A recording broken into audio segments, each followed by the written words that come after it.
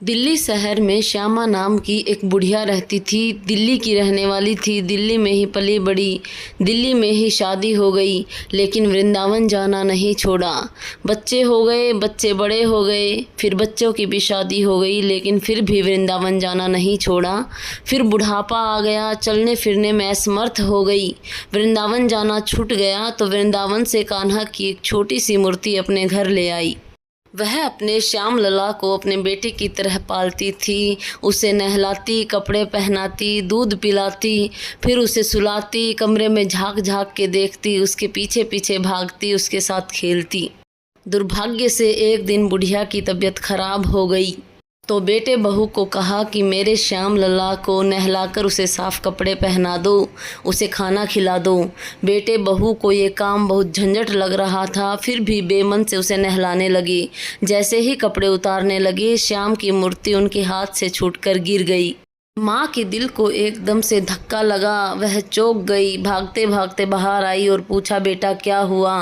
तो बेटे बहू ने बताया, माँ कुछ खास नहीं, बस नहलाते हुए लड्डू गोपाल की मूर्ति हमारे हाथ से छूटकर गिर गई। तुम घबराओ मत माँ, सब ठीक है। तो माँ का कलेजा फटा जा रहा था, उसे चिंता सताए जा रही थी कि मेरा छोटा सा नन्हा सा गोपाल है, पता नहीं कहाँ कहाँ चोट आई होगी। बेटा जरा जाकर एक बार डॉक्टर को बुला दो।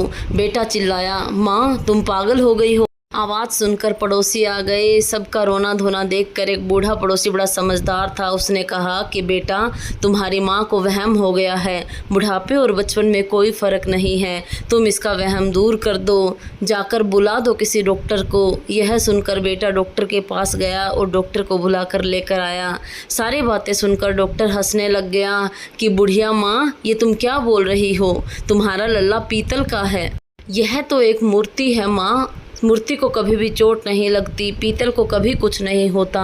बुढ़िया माई बोली, रे डॉक्टर तू कैसा डॉक्टर है, तूने बिना मरीज को हाथ लगाए कैसे बता दिया कि मेरे लल्ला को चोट नहीं लगी? तेरा फ़र्ज बनता है कि तू एक बार अपने हाथों से मेरे लल्ला की नब्ज चेक करे। डॉक्टर बहुत ज़्यादा कहने पर उसने जैसे ही अपना हाथ लगाया, वो बोला कि बुढ़िया माँ कुछ नहीं हो। तो बुढ़िया माई बोली, बेटा तू अपने स्टेथोस्कोप से एक बार चेक कर ले। जैसे ही डॉक्टर ने स्टेथोस्कोप को लड्डू गोपाल की मूर्ति के सीने पर लगाया, तो उस पे धक धक की आवाज़ आने लगी। मूर्ति का सीना धड़क रहा था। डॉक्टर ने बार बार चेक किया, लेकिन बार बार मूर्ति का सीना धड़क रहा था। अब डॉक्टर को सब कुछ समझ में आ गया था। फिर डॉक्टर ने बोला कि बुढ़िया माँ, तेरे बेटे को कुछ नहीं हुआ है, तू 2 दिन से बीमार थी। मुन्ना अपनी माँ के पास आने के लिए मचल रहा था, इसीलिए उछल कर नीचे गिर गया था। ये ठीक है माँ, अब इसे संभाल लो।